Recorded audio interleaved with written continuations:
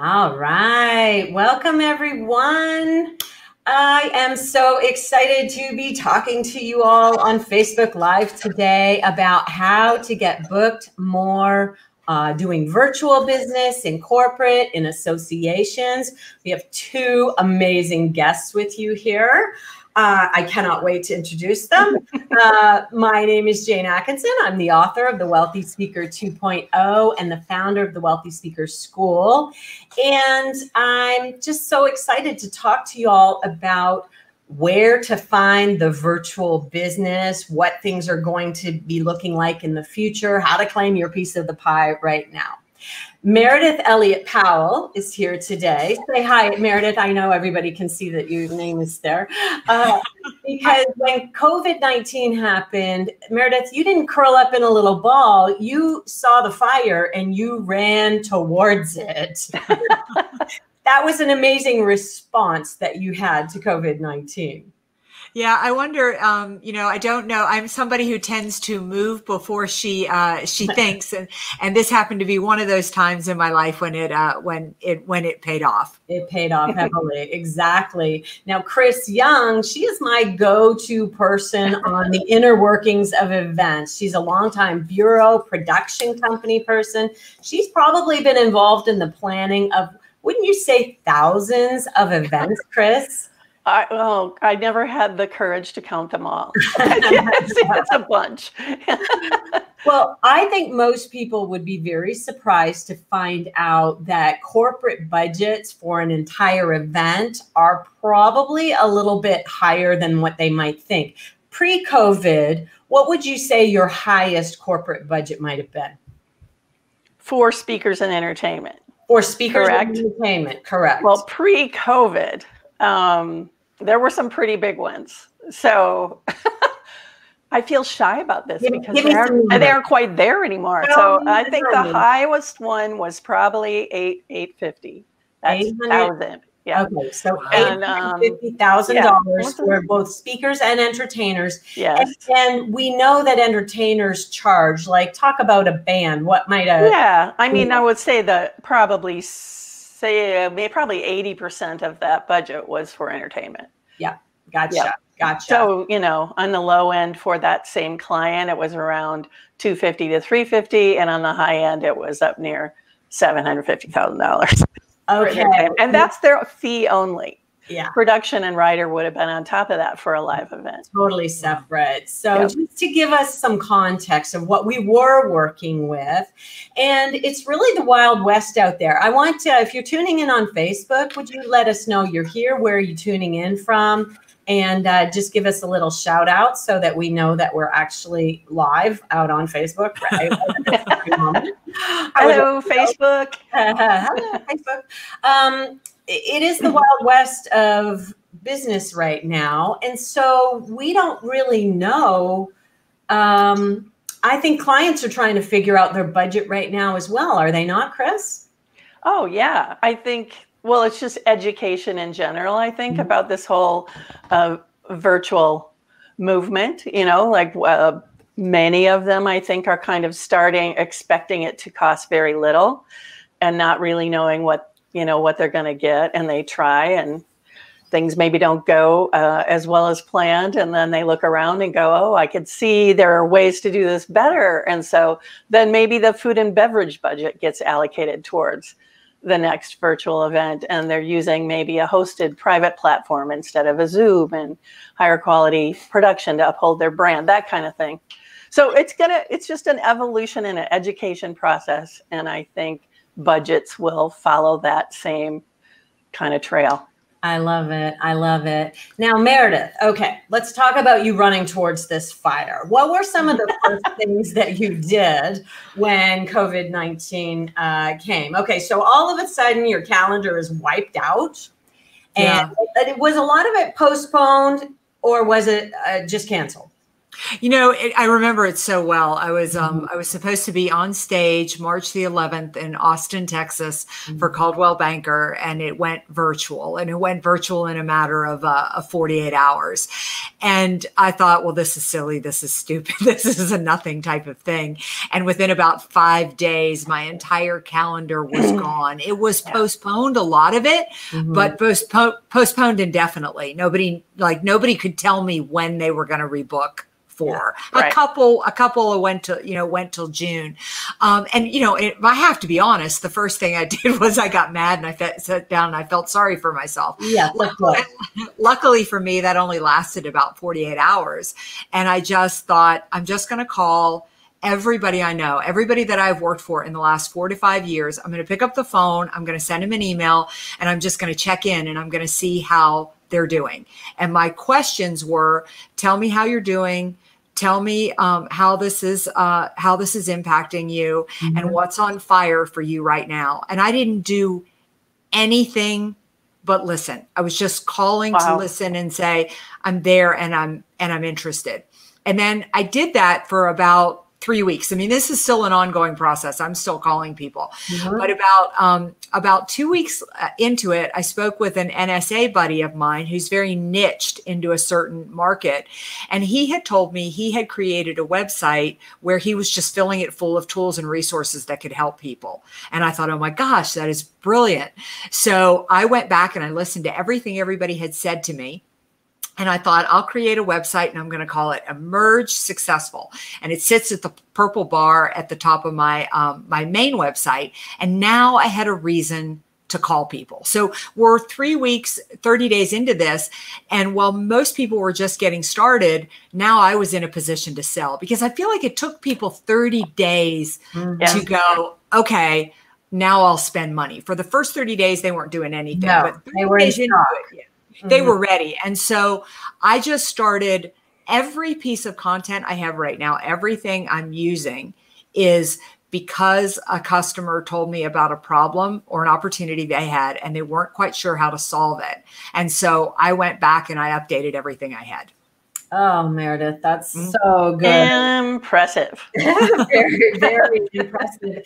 And okay, so point number one is, when this type of thing occurs, we go back to the basics, and the basics are pick up the phone and see how people are doing. Yeah. And that you were so right. That first 30 days, we weren't in sales mode. It wasn't appropriate. People were still in shock. They just couldn't believe what was happening to all of us collectively.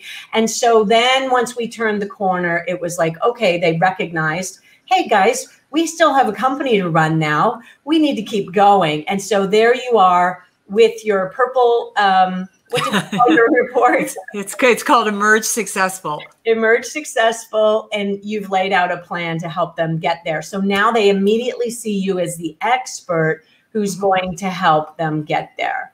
And so talk about how many virtual engagements you have been doing over the last 3 months.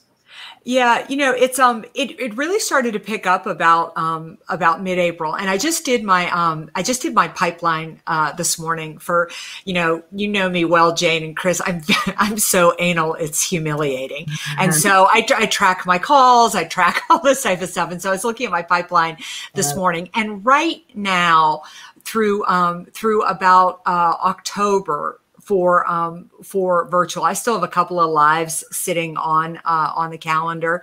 I'm probably going to average anywhere from 3 to 4 a month right now. Okay. That typically would have been 10. June is a little bit better. August, for some reason, is pretty hot. But if I were going to say, it's coming down right at about 4. And I feel pretty good about that, because it's great for the year. I also feel like the fall will end up a lot stronger. It's going to be crazy, I think, in Q4. So I just saw another report that every week now for 12 weeks, they've interviewed all the meeting professionals that said, how confident are you that you're going to have your meeting in Q4 2021? And I think it was about 40% said Q4 and about 40% said 2021. But seeing the numbers and how they've changed over the courses of the last 12 weeks has been very, very interesting. Okay, one thing I want to put out there for you all to be thinking about is the idea that your value has not changed since February. The value that you brought to the table and the fees that you brought to the table should be what's going into every client conversation right now and moving forward.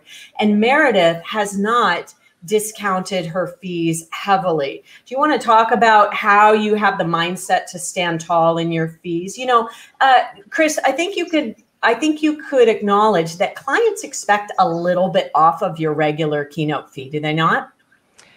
Yeah, I mean, it's not a simple answer because it obviously depends. Are they actually going in studio? Right. Are they going to be in their own home studio? That kind of thing. But yes, the general answer would be they're expecting it to be less. And we're going to educate them differently over time. We are going to continue to educate them. And I am encouraging everybody not to give it away. The first couple of months into this, everybody was just flooding the market with free content.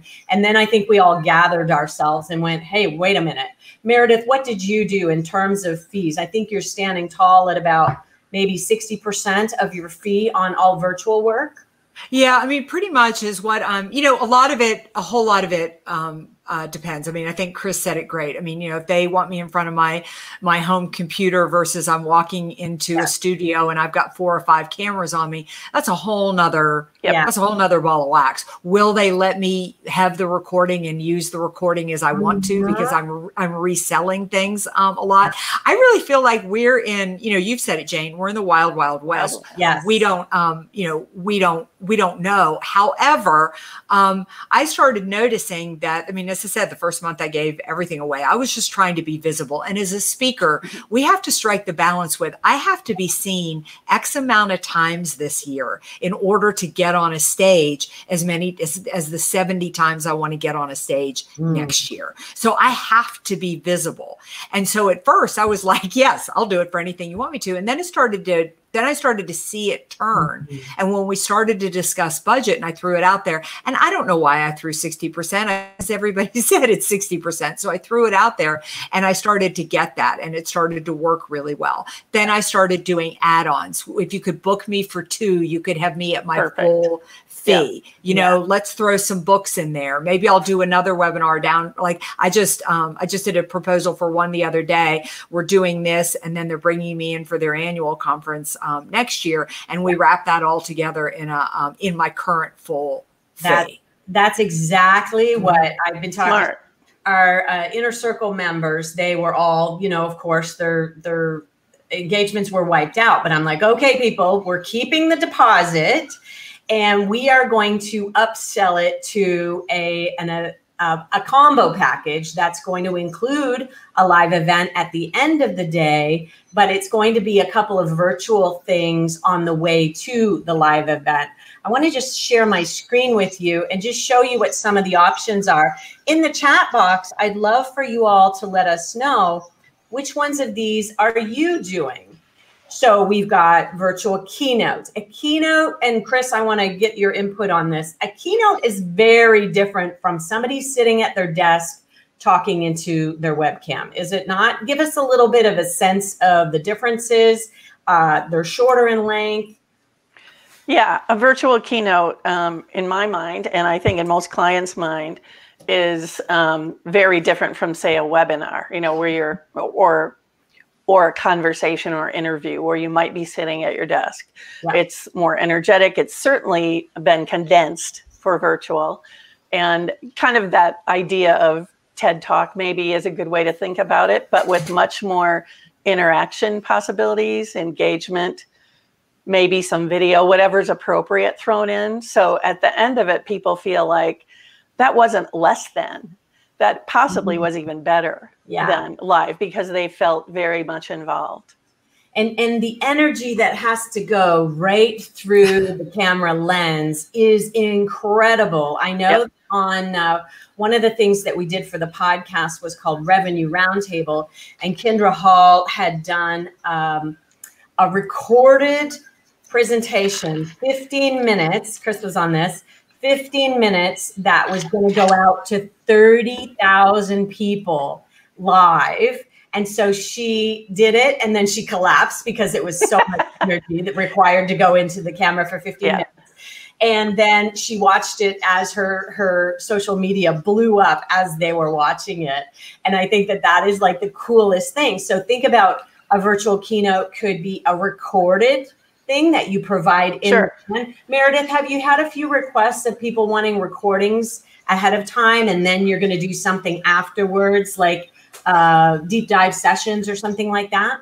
Yeah, I've really found that I've moved into the seat of educating my client as to what they want. I mean, everybody who calls pretty much is calling me for a virtual event.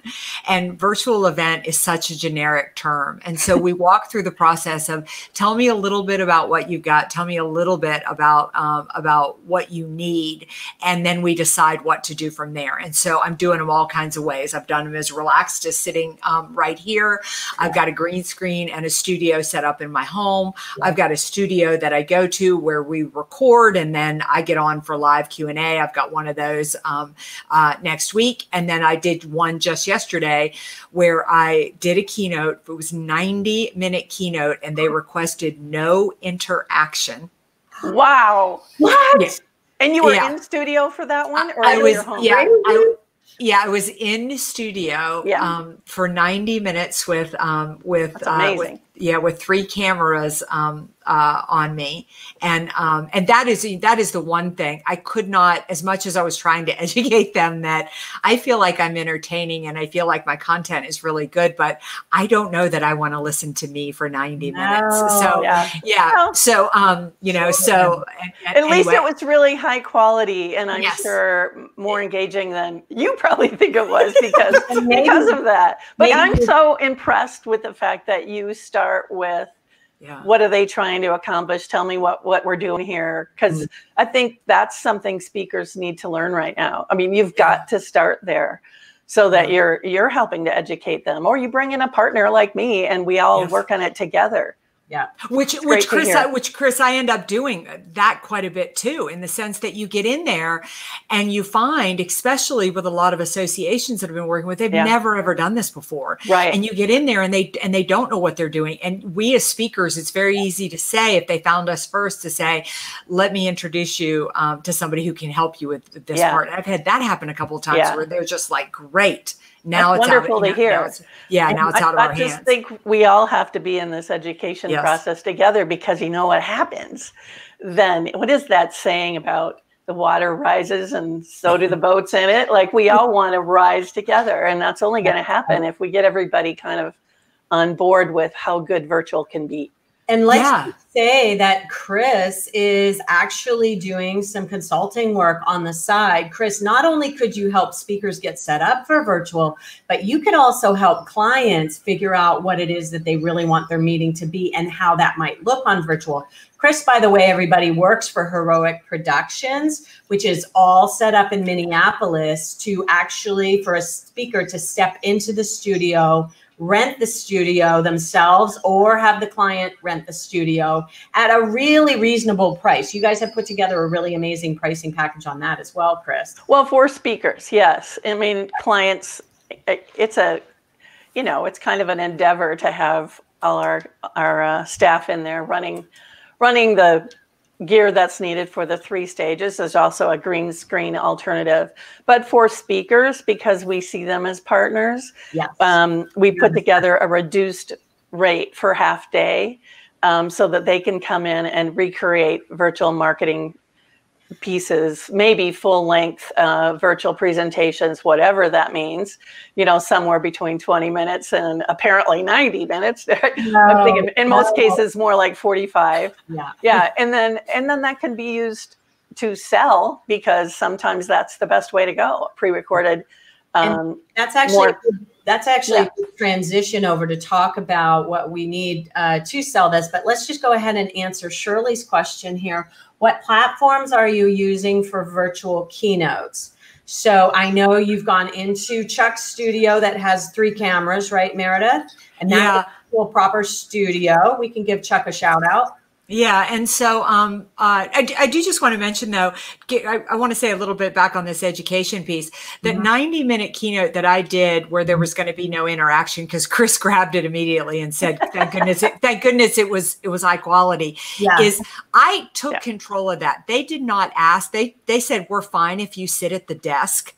I knew that wouldn't work for 90 minutes. That's awesome. Yeah. So I grabbed hold of it and went into the studio. But one thing that's really surprising me about platforms, if I've had two very large corporations ask me for keynotes and they've asked me to use my Zoom link to set it up. Yeah. And not use theirs. So I've used Zoom is probably more often than not. That's what's getting used. Yeah. I've used StreamYard, kind of like what we're using right now. Microsoft Teams.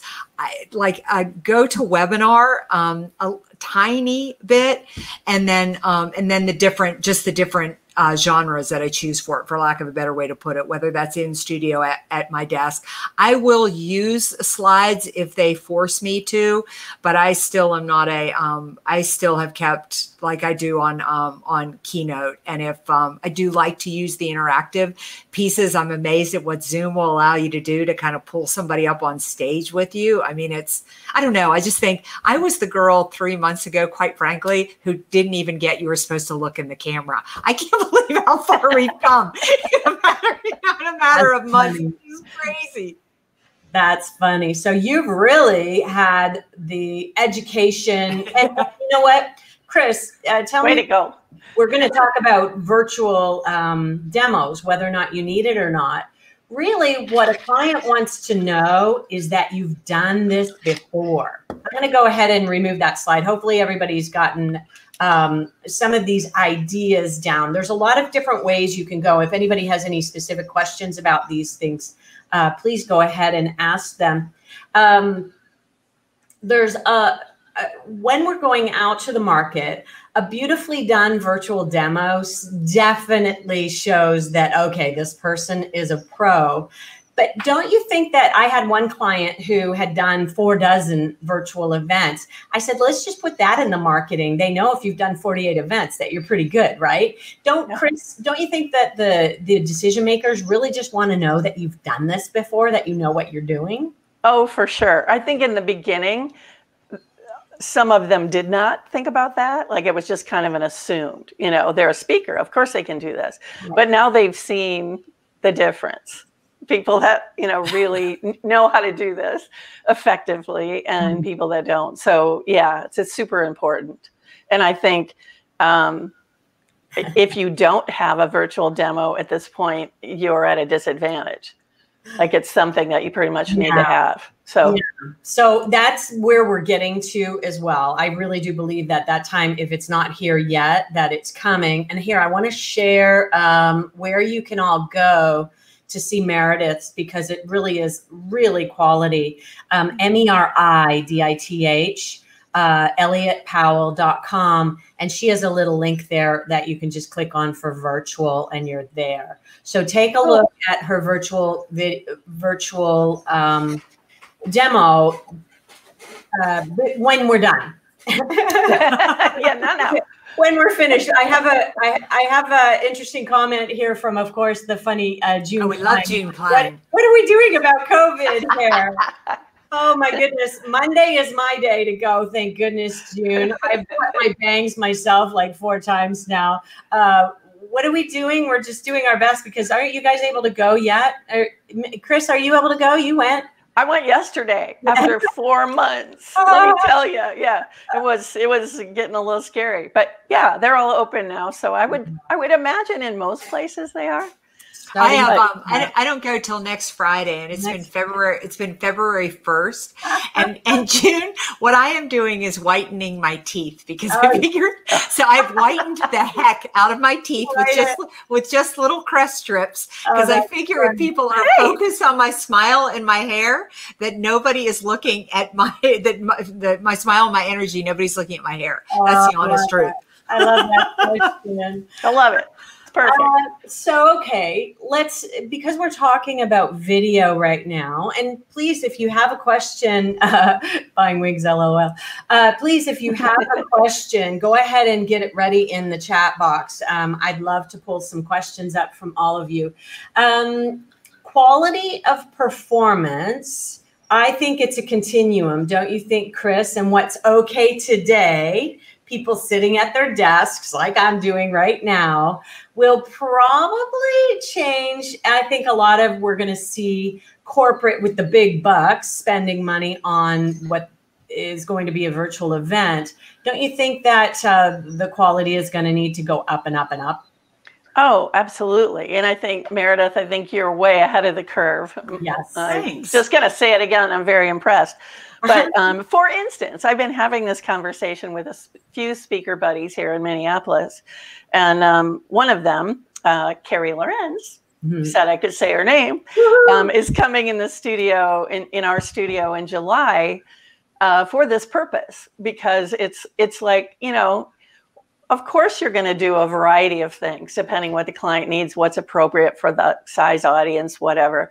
And also, it certainly has a lot to do with, to circle back, what platform they're using, how much interaction they're going to have, that kind of thing.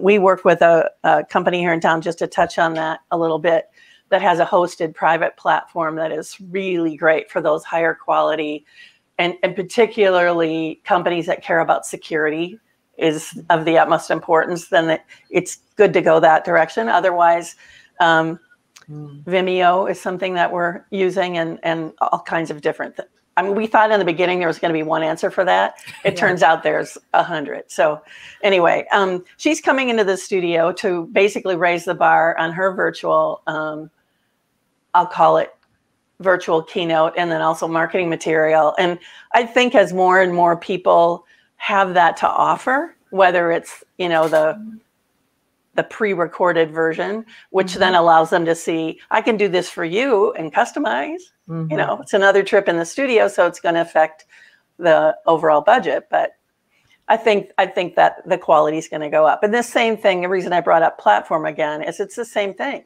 They see the difference on a Zoom versus a hosted platform and go, oh, so I could just slide my food and beverage budget from my live event over here, and we can have that kind of quality. And I think that's just, like we said, an evolution process. And seeing what's out there and what other people are doing. And probably getting it wrong maybe once. Oh, yeah. I think probably, I mean, I hope it's not true. If they come to us, they don't get it wrong, right? They get it right. No, not at Heroic for sure. But let's say they hire a non-professional speaker and they have them do something sitting at their desk at Zoom. And then they go, hey, wait a second. I think we can up our game, and let's get the production studio involved. Let's do this up really nicely. And I know Jason Hewlett, by the way, if you guys haven't seen his virtual, doing a great job. Like, hello. And he sells the idea of, here's why I'm charging full price. Yes. I think he does that so brilliantly, because he shows everything that goes into it. We're showing him. We're educating them. In such a clever way. I think every client should see that video, number one. But he went in and did, back to our kind of lists there, he went in and did an MC role. And so he came into a studio, and they were all very COVID safe. So one person at a time with masks until they were ready to speak. And then he did his part, and then somebody would speak, and he was the host, the MC. Then somebody else would do their part, and then he would speak, and he's engaging the audience and having a lot of fun. There is some serious, Jason Hewlett, Hewlett. If you check him out, Sarah, on Facebook. Extremely talented dude. So talented. Yeah, he can do it all. I just want to say that his virtual demo is at the very high end of things. And I agree. Please don't feel like you have to have that, okay? All we need to show is your competence, and that you know what you're doing when you get out there. And Meridith, your virtual demo really, really rocks. I would put it way above just showing your competence. I would put it much higher up, closer to Jason's. But I just want people to know that, that's pretty pie in the sky, and not everybody's going to do that. But he also speaks, entertains, MCs. So, I mean, that's another part of the reason it's so flashy. Exactly. Yeah, I would agree. I mean, it all depends on what you're selling. I just wanted to mention, I really thought doing a virtual reel was kind of bunk. I thought I don't need to do that, or I'm fine. I mean, I'm a pick up the phone kind of girl. I'll be just fine. But I was speaking with a meeting planner who said that they had hired a young speaker that they loved. They had him live last year, and then they had him virtually, and it didn't work. It didn't go well. And she said, I'm not doing that again. And it really, I went, okay, I better put something together that shows people that I know what I'm doing, and that I can, and that I can do this virtually. So I got educated. Sorry to interrupt you, but imagine being a meeting planner in these times. Yes. I mean, they're people who like control, right? They like to see what could possibly happen and make sure it doesn't. And all of a sudden, the world is in the shaky times for all sorts of reasons, COVID being one of them. Yeah. And I mean, it's show and tell. We have to show them, like, we got this. Yep. I've done this before. This is what it looks like. Yeah. Yeah. I think that's a really good point. Get us inside of the meeting professional, Kris. It's a decision maker. Maybe it's an executive, or maybe it's somebody that this is what they do. They're in charge of the events in their corporation. They don't want to look bad. Talk about what their goal is with the meeting itself, and also talk about how they want to feel at the end of the day. Wow, that's a big question. It varies. It's all kind of all over the map. I will say we kind of live in the land of medical device and healthcare companies in the Twin Cities. So a lot of those clients are in the studio, and what they care about, it's essential business in many cases. Mm-hmm. They care about security. They care about launching new product, training, and upholding their brand. So that hosted private stream situation, very high quality, mostly pre-recorded video, so that everything is perfect when we push it out, really matters to them. We're also hearing from a lot of nonprofits because they can't stop, right? They've got to have their fundraiser. And I mean, it was kind of fascinating to me at first. And then I thought, well, of course, they're doing very important work. It has to continue. And so what they care about is, how do we take that, big event, often flashy and very social. And, there's the silent auction and the live auction and some fun entertainment or whatever, and a big dinner and, fun at your table. And now it's squished into probably an hour, maybe 90 minutes virtually. And how do you make that work? So what they care about at the end of the day is the dollars they're going to raise for their cause. And then there are the other things, which were 2 or 3 day, actual live events that, again, you're reimagining everything about that event. You can't take it and put it into some kind of virtual thing, and we tune every day for 8 hours a day. Mm-hmm. It has to be a whole different thing. And the upside of that is, maybe it can be better in terms of its reach, or how much education can happen. Maybe you stretch it out over 3 weeks, and it's, an hour and a half every Tuesday and Thursday. I'm making this up right now, but you get what I mean. And then there's the stuff lives there. Once we get really good at this, I think, honestly, it's never going to go away, because there's so many upsides to how much people can learn. Where when you're at a live event, you can only really take in so much. You rarely get to tap the brains of the audience members in the room. Mm-hmm. They're having interaction, and that's all important, and we'll come back. But this stuff is important too.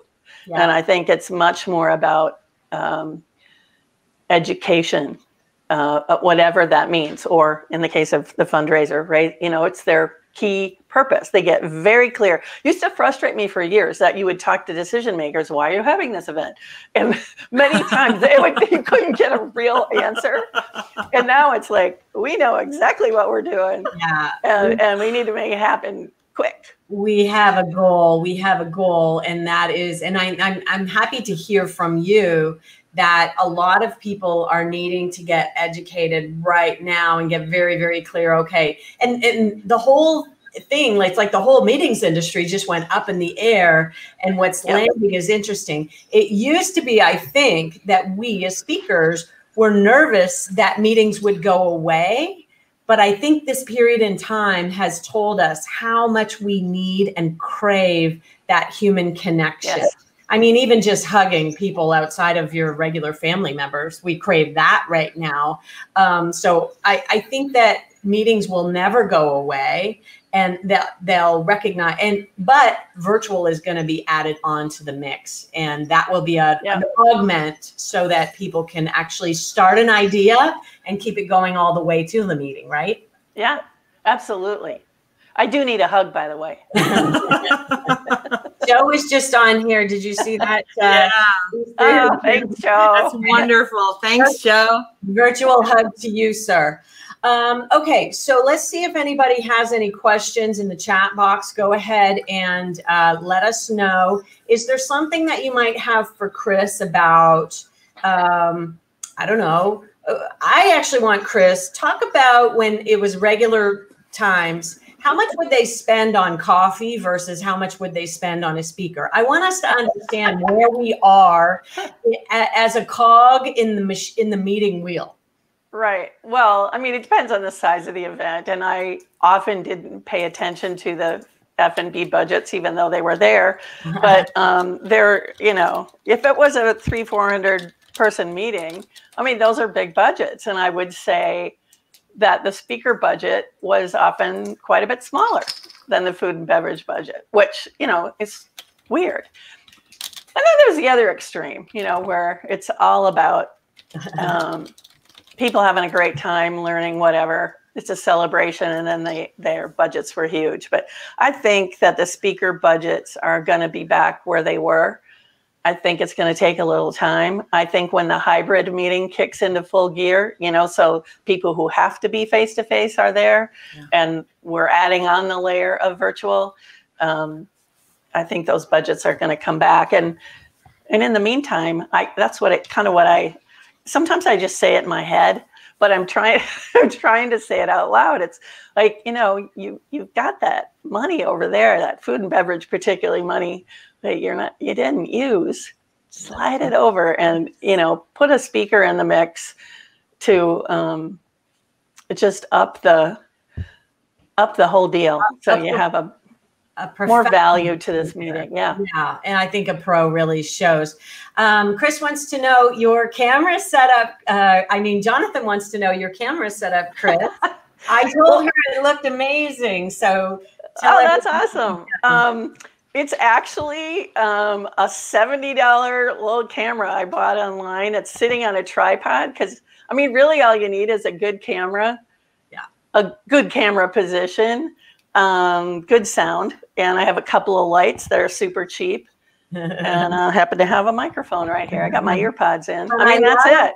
I think the real thing is the heroic productions over your shoulder. And that's something that's put a little monitor back there and stuck up the, I could, if I was really, smarter, if I was a speaker, put it that way, I'd probably be clicking through some things, but I'm just the girl that puts y'all on stage. Hey, Meridith, let's talk about the whole wave situation that may occur here with COVID. It seems as though there's a lot of rallies, there's a lot of protests, there's a lot going on in the world right now that may pull us into a second wave. Talk about that a little bit and what you're thinking might happen.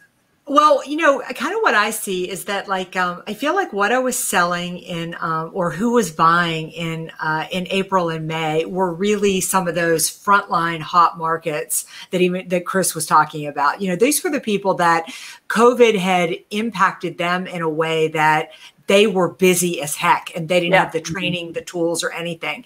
And now what I'm finding is we're into the second wave clients. And these are the ones who think, oh my gosh, this may be here through all of 2020. It could be mid 2021 before we really find a vaccine and things are over.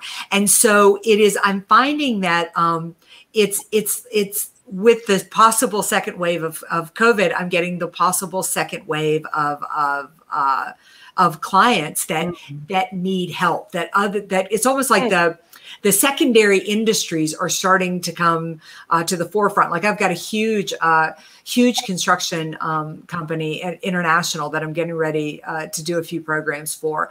And their biggest thing is they have done amazing through this, but now they're sitting here wondering if going forward, if projects are going to slow down, if things are going to happen, and how do they prepare their team, their team for that. And so really, as speakers, we need to be one step ahead of where our clientele is headed. We need to be thinking about, if a second wave comes, what does that mean for businesses? Nobody has the luxury of just shutting down anymore. And what can you be offering to be that step ahead, to really be, to really be relevant in the marketplace? Because I think one of the biggest things is, you need to be engaging. You need to have a high quality, a camera setup. You need all those things. But boy, for somebody to look at a video, you better be saying something that is shifting their paradigm, that is making them get on the edge of their seat.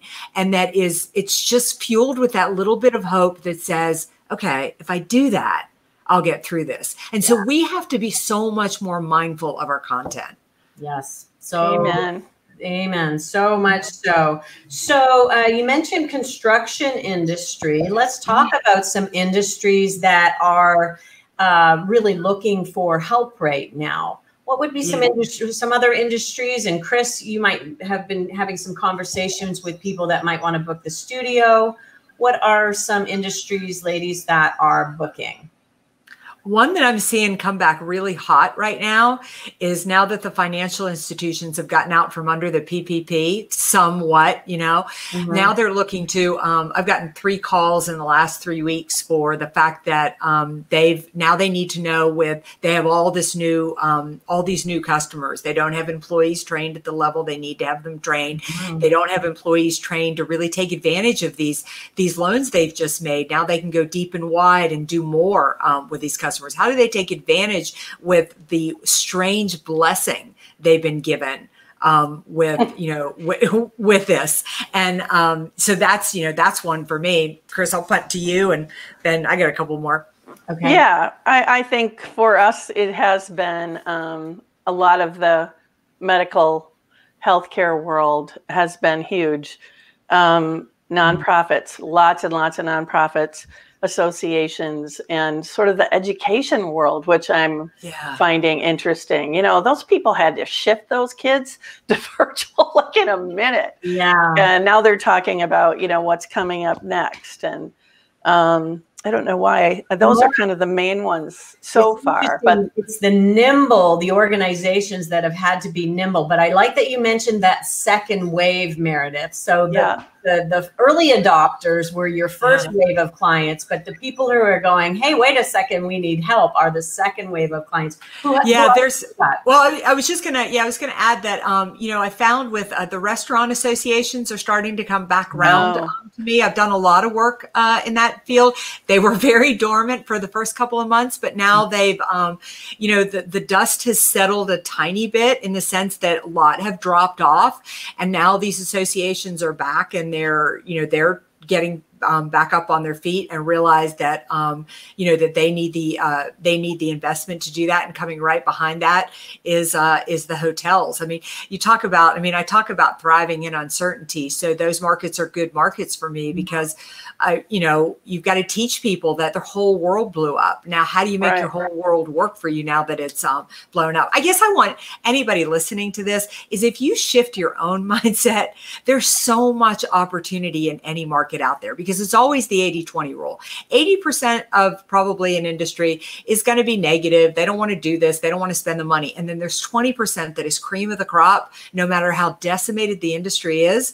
And they want new ideas. They want new blood. They want speakers. They realize they need outside. Go for that market, but you got to go with a unique message. Yeah. And I just love your whole process of the check-in, because it really is appropriate right now. And I know you're doing that with a very sincere heart, like what's going on and how can I help? And that's kind of how we've approached clients as well. Even when we first did the studio, it's like, what can we do that will help? Would they still have to get their message out? So true. I've kind of adopted that. I'm just going to check in because obviously in Minneapolis, the last month or so has been rough. Like it wasn't really feeling like you wanted to call people and, be a salesperson, so the hey, how you doing? What's going on? Yeah. And really, what can we do, if anything, to help is perfect. I think that is and I did, and Kris, I mean, you said it right. I mean, I really do believe we can help. I mean, that is, I really do. I'm like, okay, great. That's a problem. I can solve that. Maybe I can solve it right now. But if not, you're trying to keep your business afloat. I'll go do the research. I'll figure this out. I'm going to come back to you with an idea. And, so I really do think that. And it's, I don't know, talking to customers and clients is so powerful because they just give you the language and the exact words of what you ought to be doing. And it's the gift. It's like, that's how I need to redefine my business. And if I'm using that language, I'm going to be successful. That's exactly right. Get an education every week. So good. So we've got about 15 minutes left. I'd love to hear 3 things that we think people can do to go ahead and start getting booked. And Meridith, I'll start with you because really, I'm sure that I'm so impressed with how you run your numbers. You are very aware of your funnel at all times. And I would say the majority of entrepreneurs are horrible at analytics and horrible at keeping the pipeline full. And so talk about what are 3 things that people might be able to walk away from today and really go ahead and start doing. Yeah, I mean, number one is, just what we've been sitting here talking about. I would advise you really go back 1 year. I went back 3 to 4, but just make a list of anybody you did business with or any speaking engagement you lost. You lost out to somebody else. You were a good candidate for, but you lost out to somebody else. And then just pick up the phone and give those people a call. Shoot them an email and ask them how it's going, and then listen and take a whole heck of a lot of notes. Come back to that and look and say, what does my content need to look like? What verbiage do I need to be using? And then create a product or service that answers that. Because when I created Emerge Successful, when I created that website, now I had a reason to make a call. And now I had, hey, gosh, I've been talking to so many of my customers and clients. They work in the insurance industry just like you do. They said the top 3 issues are there. So I just created a website full of tools and resources I thought that they could use. I thought that they could be helpful. And it was from there that the business just started to turn over and one thing just rolled to another. So good. All right. So you're going to go back through your database, and you could do 1 year's worth of clients. You could do 2, you could do 3. And we definitely want to circle back to any clients that have already booked you and check in with them and see what they've doing. They're the low hanging fruit, right? Yeah, absolutely. God help anybody who ever talked to me about doing business, because right now you are definitely going to hear from me, and you are. I think Meridith, stop calling us. Okay, so number 2. Yeah. Let's say develop a virtual demo so that people can see that, I wasn't convinced in the early days that people had to have one, but I think you all have convinced me that it is something that will help differentiate you, separate you from the pack, and really show clients that you've got this, you know what you're doing.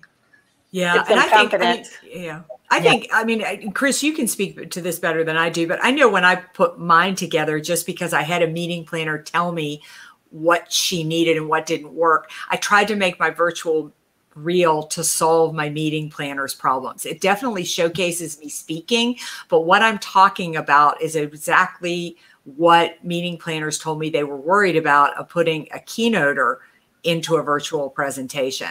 And I don't know, I just think that's an important nuance, but Kris, you probably know better than I do. No, I have noticed that the speakers that have taken that sort of tack on this whole thing, I mean, then you also get a sense of their message, but that's a huge piece, and it makes for a great demo. Okay. And people want to share it and go, this person's got it. They know what they're doing. Let's have a caveat here and assume that everybody does virtual, that virtual isn't necessarily your differentiator. Make sure you're covering the content and why your content is going to work in virtual. What problem that you're still going to help solve. And I think putting virtual on your website 3 months ago was maybe a game changer for you, but it's not anymore. Let's assume that everybody's doing virtual now, everybody's on the bandwagon, and that you need to show them that you've got this in terms of content and in terms of technology. It's a 1-2 combo, wouldn't you think? Yeah, I absolutely, definitely think that. Okay. What's one more thing that people can walk away and do? Maybe if they don't have the setup, I don't know. I'll hear from you, Meridith, and then we'll see if that's an icing on the cake one. Well, I think it is. I mean, I think it's something that Kris started talking about, is that probably the biggest education that I've got is that you need to control the conversation. We've always come up with the idea that, I mean, every single one of us has been on stage to talk about a topic that we knew wasn't right, and we let the meeting planner talk into us, and it didn't work. Well, the stakes are so much higher now. If the meeting planner says it's fine for you to be at your desk in front of the camera, you know what? It may not be. And really listen to that and try to guide the conversation and try to take it, because as ignorant as we all were in February of this year, it's where a lot of associations and people are right now. And we're so entrenched, we understand so much that bring that education and that wisdom. I think it's part of what they're paying me for.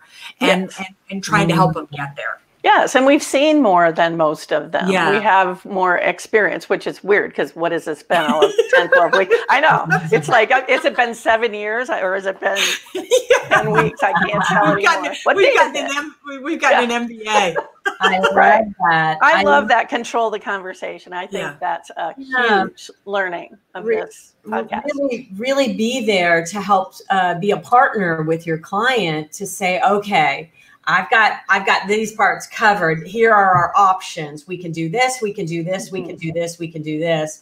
And you're able to give them a bit of a smorgasbord of ideas. Yeah. And depending on what the goal is, right, Kris? Yes. And then a very strong recommendation to them, depending on what you learned about their ultimate goal. Because that's what they need. And then remember, in almost every case, and Meridith, maybe you get this as well, they're probably going to take that and sell that to their decision maker.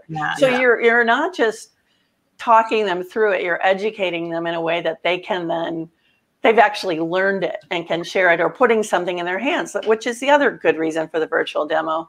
Yeah. But probably something even written that's specific to their needs. Yeah, that's what I was going to say. That's maybe where proposals come in a little bit more right now, so that you can say, okay, let's just share these words with someone. Yeah. So that we do that all the time, but I'm not sure all speakers necessarily do. It probably isn't even necessary, but right now maybe it is. Yeah, just because proposals are probably more so now. Let's go to June's question here. Background preferences for virtual. So we've seen lots. Okay, so let's differentiate. When you're doing a keynote, Kris, do we want a some sort of green screen or something like that, with the ability to put up something over the speaker's shoulder, or what's the Heroic Productions studios look like? Well, we have 3 stages that allow for different setups. They all have LED backdrops, so it's the push of a button, whether you're putting up PowerPoint or branding of some sort, and it's just beautiful. And then there's the biggest green screen I've ever seen to stand in front of, which is super fun, I think, for anybody that wants to get a little more creative. Yeah. It's always better to have a great backdrop. I mean, let's face it. So if you're going to be in studio, that's something you want to think through. And if you need help, work with the production company ahead of time, and they'll give you some tips on what graphics, that kind of thing, video you have to play, anything once you're in studio is possible. So it's really a matter of showing up ready to go. And at the end of this comment section on the Facebook page, I'll share a Friday Brand Camp that I did with Chris West, where we were talking through all of the details, including the cameras and everything, you guys. I'll share with you the brand camp. I think it was week 2. We talked all video and what the setup looks like.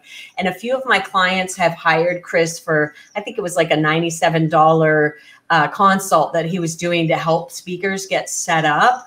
And a lot of them ended up with something like what I've got, only with a very, it would be a dark wall like Kris has behind her, that dark blue. And then the dark wall gives you options. Yeah. So you can put things up on the dark wall. You can have your, and then they were also putting up some screens and things like that. But just make it very simple, not too much, not too busy, and have it be like what we're doing here today. This is a sit down setup. But when Meridith, you do a keynote, you're doing a different setup for a keynote. And I just want to make sure that we know that that's the differentiator. Yeah, I want to add to that, because I think it's such a great question from June, is that like, I don't ever do a keynote sitting here at my desk. I wouldn't even do it with Zoom with a virtual background, because the moment I do this, my hand disappears. That, you know, that it really needs to be done with a professional setup. And sometimes we do it with the curtain behind me. Sometimes we do it with you know, with the green screen. Sometimes it's logos and things because they want me to highlight sponsors. But again, you've got to guide them as to the potential.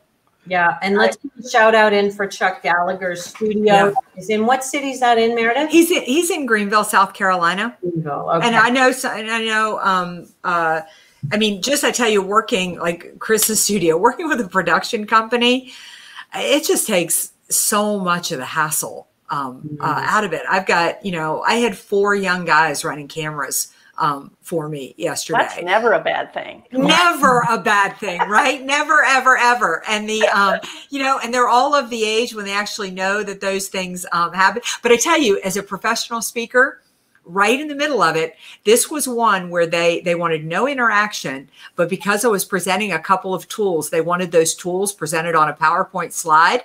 Well, the slides quit working. And you didn't want slides. One reason I don't use slides is the slides quit. But here's the beauty. Here's the beauty. I had 4 guys there standing, and they took care of the whole thing, and they rolled it right back up, because I didn't really care that the tools didn't work, but they bought my book and they wanted me to, they were given the book as a prize. So they wanted to see the slide of that last. So that slide had to get up there. Right. I was in a perfect position to, you know, to be able to go handle it, because it is different dealing with an issue in front of a camera, because I can't just walk away from the camera versus on stage. I could be like, oh my goodness, this isn't working. Tech people handle that or something. I'm not in the same position in front of a, you know, in front of a camera. No, it's very true. Well, I just think that we're going to see everything going up to new levels of quality. So if you haven't been spending this time raising your game on the platform, really be thinking about, obviously on the platform is more a term that right now versus, but if you haven't been spending any time really sharpening the saw, I think that's always a good idea. And really looking at whether or not you need to adjust your content. Some people with very slight adjustments are able to really take on the market that there is right now. Anybody who's in diversity and inclusion, I think they're going to see a lot of business coming at them, because guess what? Corporate America has got a big shakeup happening right now. There are CEOs that are getting ousted. There's a lot happening, and I think we're going to see a lot of change. Anybody who helps people get through change, anybody who helps people move through adversity. I mean, geez, all of those topics are going to be really hot right now. Don't you think, Kris? Absolutely. I mean, the diversity and inclusion one, it's just blowing up. Yeah. I mean, there are a lot of things I could say about that, but it's one of those subjects where you have to think it through a little bit. And because there's a whole new language emerging. Yes. You know? Let's just say that it's sad that we've had to go through what the country has gone through in order to get there. But what will come out at the other end from a corporate standpoint, I think, can be very positive and hopefully much more inclusive of people. Hopefully from all standpoints, right? I mean, yes. Yeah, it's not always pretty when we get better, but in this case, we're going to get there. And let me give a shout out for my podcast, The Wealthy Speaker Show. We just dropped a show today where I did a podcast on racial injustice and forgiveness and the speaking business. So take a look at that. If anybody would like to get in touch with Kris at Heroic Productions in Minneapolis, if you need help setting up your virtual offerings and what it looks like, Kris is amazing. I mean, she has been helping people plan meetings for a very long time. If you have a client who doesn't know what they're doing, I would say, Kris, that could be something that you could potentially help them with. I'm putting things on your services list as we speak. So there's Kris's information right there. And if any speakers are interested in trying to figure out how to navigate this time in our history, that's what we've been talking about inside the Wealthy Speaker School, at our Inner Circle Mastermind level, at private coaching level. That's exactly what we've been doing. And I've got to tell you, all of our clients are really doing well through this crazy time. And if you want to check out Meridith's virtual, what she's offering, as well as her video, take a look at meridithelliottpowell.com. And you know what, you guys? I am so grateful for you both coming on the show today. Thank you so much. This was great. Thank you. Kris, I'm going to get in touch with you. This was fun. Do it. I agree. My sister lives in Greenville. Oh, okay. Not far away at all. There you go. Well, thanks, everybody. We appreciate you being hanging out with us here today. And with that, we will say, see you soon, Wealthy Speakers. Bye, everybody.